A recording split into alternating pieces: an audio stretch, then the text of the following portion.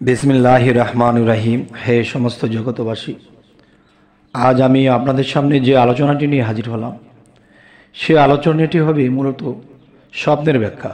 এই স্বপ্নের ব্যাখ্যাগুলো যদি আমরা সঠিক মতো করতে পারি এবং সেই ব্যাখ্যাগুলো করে যখন আমরা চলতে পারি, ইনশাল্লাহ আমাদের সামনের জীবনের খবরটা জেনে নেব। যেমন সামনের জীবন বলতে কি, মানুষ দুনিয়াতে চলতে গেলেও সামনে বোঝায়, আবার মৃত্যুর পরেও কিন্তু সামনে আরেকটা পরকাল আছে, সেখানেও কিন্তু আমাদের অনেক ইঙ্গিত আল্লাহ করেন যে তোমরা মৃত্যুর পরে তোমাদের স্থান কোথায় হবে, জান্নাত না জাহান্নাম, কোথায়, সেই জিনিসগুলো কিন্তু আল্লাহ ইঙ্গিত করে। আর ইঙ্গিতগুলো করার উদ্দেশ্য হলো আল্লাহ কারো কাছে দোষারোপ হয়ে থাকবেন না। আল্লাহ আমাদেরকে ইঙ্গিত করে, দেখো তুমি যেভাবে চলছো, যেভাবে কর্মকাণ্ড করছো, এতে তোমার স্থান হবে জাহান্নাম, এবং তুমি যে ভালো কাজ করছো তোমার জন্য জান্নাত। এই জিনিসগুলো কিন্তু ইঙ্গিত দুনিয়া থেকেই স্বপ্নের মাধ্যমে আল্লাহ দিয়ে থাকে। তো এখন আমরা অবশ্যই যদি জানতে পারি যে আমাদের পরীক্ষার ফলাফল ভালো হচ্ছে, তাহলে আরও আগ্রহ সৃষ্টি হবে, আরও ভালো করার চেষ্টা করব। আর যখন জানবো জাহান্নামের দিকে রওনা দিয়েছি, তাহলে রাস্তা মোড় কেটে আমরা আবার জান্নাতের দিকে রওনা দিত। তাই বলি যে অবশ্যই আল্লাহ আমাদেরকে তৌফিক দান করুন এবং সুপথে রাখুন, এবং আমাদের থাকবে চেষ্টা, বাকি আল্লাহ করবে কাজটা। তাই বলবো, স্বপ্নের মাধ্যমে আল্লাহ অনেক কিছু সুন্দরভাবে আমাদেরকে বুঝিয়েছেন। তবে আজকের কিছু বিষয় অবশ্যই খেয়াল করে শুনবেন। যদি কোনো ব্যক্তি স্বপ্নে জাহান্নামে প্রবেশ করতে দেখে, তবে সে ফাহেসা বা কবিরা গুনাহে লিপ্ত হবে, যাতে সে শাস্তির যোগ্য হবে। কেউ বলেন সে বিচারক নিযুক্ত হবে। এবার আসি, যদি কোনো ব্যক্তি স্বপ্নে দেখে যে তাকে দোজখে প্রবেশ করানো হয়েছে, তবে ব্যক্তি তাকে প্রবেশ, কথাটি আবার বলছি, যদি কোনো ব্যক্তি স্বপ্নে দেখে যে তাকে দোজখে প্রবেশ করানো হয়েছে, তবে ব্যক্তি তাকে প্রবেশ করিয়েছে, সে তাকে গোমরাহ ও পথভ্রষ্ট করবে এবং অশ্লীল কাজে উদ্যুক্ত করবেন।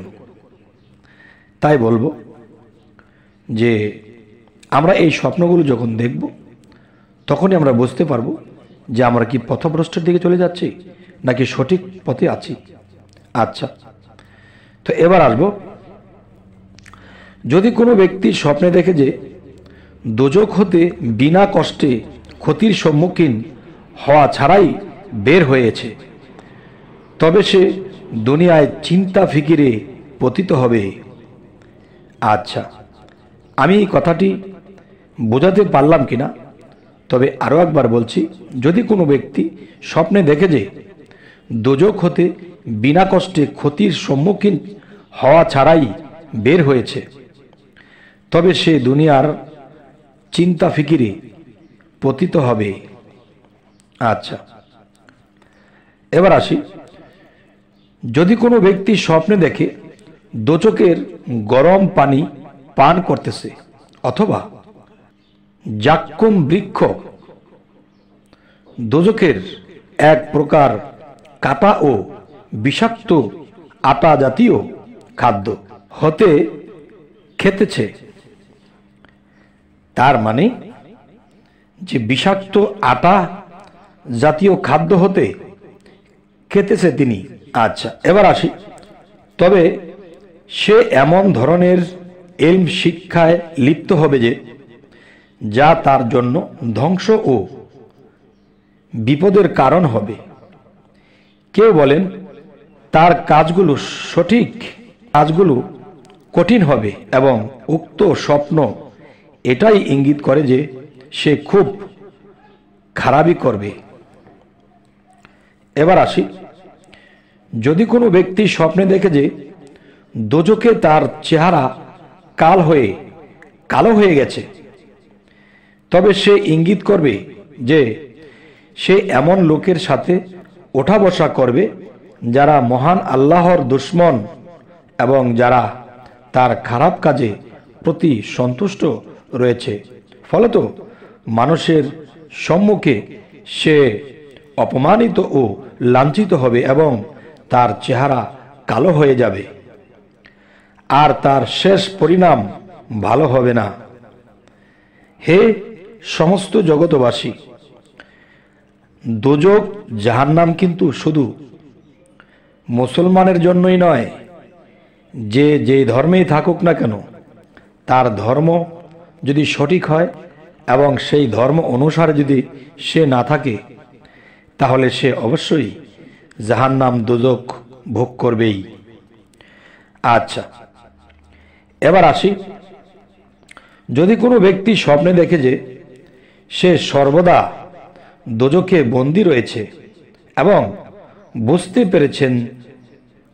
পেরেছে না, কথাটি আমি আবার বলছি, যদি কোনো ব্যক্তি স্বপ্নে দেখে যে সে সর্বদা দোজকে বন্দী রয়েছে এবং বুঝতে পারতেছে না কখন সেখানে প্রবেশ করেছে, তবে সে দুনিয়াতে সর্বদা ফকির, চিন্তিত, বঞ্চিত থাকবে এবং নামাজ, রোজা ও সমস্ত ইবাদত বন্দিগি পরিত্যাগ করবে। এবার আসি, যদি কোনো ব্যক্তি স্বপ্ন দেখে যে সে কয়লা বা অগ্নিকুণ্ড লিঙ্গের উপর দিয়ে অতিক্রম করতেছে, তবে সে ইচ্ছাকৃতভাবে মজলিস মাহফিলে মানুষের সার মারিয়ে চলবে। কথাটি আমি আবার বলছি, যদি কোনো ব্যক্তি স্বপ্নে দেখে যে সে কয়লা বা অগ্নিকুণ্ড লিঙ্গের উপর দিয়ে অতিক্রম করতেছে, তবে সে ইচ্ছাকৃতভাবে মজলিস বা মাহফিলে মানুষের ঘাড় মারিয়ে চলবে। অবশ্যই আপনারা এই কথাটি বুঝতে পেরেছেন যে অনেক মানুষ আছে যে মানুষকে মানুষ মনে করে না, তার উপর দিয়ে হেঁটে যায়, সালাম শ্রদ্ধা নেই, বেদব স্টাইল, এই লোকটার কথাই এটা বলা হয়েছে। আচ্ছা, এবার আসি, যদি কোনো ব্যক্তি স্বপ্নে দোজকের আগুন দেখলে এটা তাড়াতাড়ি ফিতনা, ফাসাদ, পতিত হওয়ার ইঙ্গিত করে, যেহেতু মহান আল্লাহ তাআলা বলেন, তোমরা তোমাদের ফিতনা বা আযাবের স্বাদ গ্রহণ করো, এটা উহাই যার সম্পর্কে তোমরা তাড়াহুড়া করতেছিলে। সূরা আজ জারিয়াত আয়াত 14। আচ্ছা, এবার আসি, যদি কোনো ব্যক্তি স্বপ্নে দেখে যে তলোয়ার উত্তোলন করে দোজকে প্রবেশ করছে, তবে সে ফাহেসা এবং অশ্লীল কথাবার্তা বলবে। এবার আসি, যদি কোনো ব্যক্তি স্বপ্ন দেখে যে হাসতে হাসতে দোজকে প্রবেশ করতেছে, তবে সে পাপাচারে লিপ্ত হবে এবং দুনিয়ার নিয়ামতের প্রতি খুশি থাকবে।